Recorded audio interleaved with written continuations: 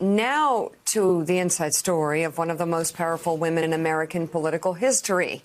Joining us now, Washington bureau chief for USA Today, Susan Page.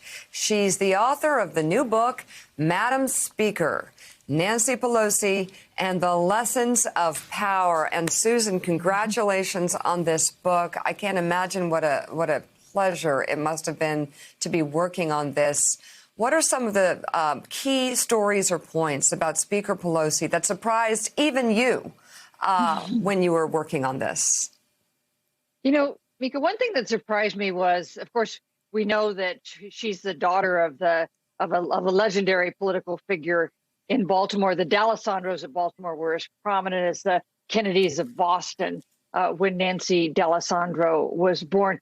But one thing that surprised me was the influence of her mother. Her mother, known as Big Nancy, she was named after her mom. She was known in childhood as Little Nancy, a nickname she didn't get away from until she went to college. And her mother was a restless, ambitious, curious, entrepreneurial, risk-taking figure ahead of her time. Nancy Pelosi told me if her mother was born today, she would be president of the United States. So the influence of her mom was, I think, one of the most interesting things that I discovered. Yeah, and it's, you know, people often think this is because of her heritage, especially, that she was always in politics. But she had a whole life, and I believe 5 kids before she entered politics. Yeah, that's right. And she says that having 5 kids, raising them, which she did before she got into elective office, was the best possible training for being Speaker of the House. Mother of 5 kids, so you're dealing with chaos. You're trying to deal with grievances, real and imagined. You're dealing with shifting alliances within the family all the time. And she says this to women whom she tries to recruit to run for office. Sometimes women say, oh, I'm not qualified. I'm just a homemaker. She says that was what taught her the skills that she has applied in this remarkable, historic career as the leader of House Democrats.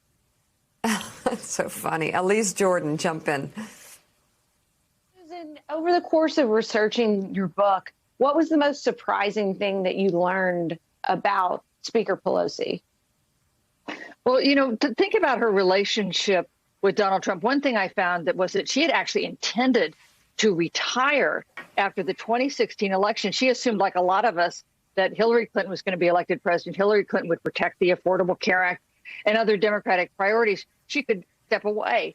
So election night 2016, she sees that Donald Trump is winning the presidency. She says it was like the kick of a mule, the physical kick of a mule. It made her change her plans on the spot. She decided to stay. And of course, she became the face of the Democratic opposition to Donald Trump for the next 4 years.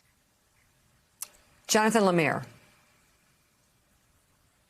Susan, congrats on the book. You certainly nailed it right there, that when Hillary Clinton lost, it became Speaker Pelosi who became Donald Trump's foil when he was in office to great success. I wanted to get you to pitch forward a little bit here. You know, obviously now the Democrats have the White House. They have the Senate, and Nancy Pelosi is still Speaker.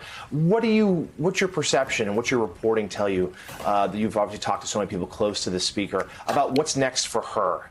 In terms of how she views this, what could be perhaps her final term as Speaker, how she views this as sort of the coda to what has been such a remarkable career. Well, of course, she's dealt with a series of presidents, some at battle like Donald Trump, some in alliance like Barack Obama, but there's been no president she is closer to than Joe Biden. She told me in an interview last week that he will be a transformative president. He says his experience on Capitol Hill is so deep that they can speak in shorthand. But Jonathan, I agree with you. I think this is likely to be her last term in Congress as the leader of House Democrats. I think she is ready to step back once again, as she had planned to do years ago. You know, she is 81 years old, and in any other workplace than Congress, that would be a natural retirement age.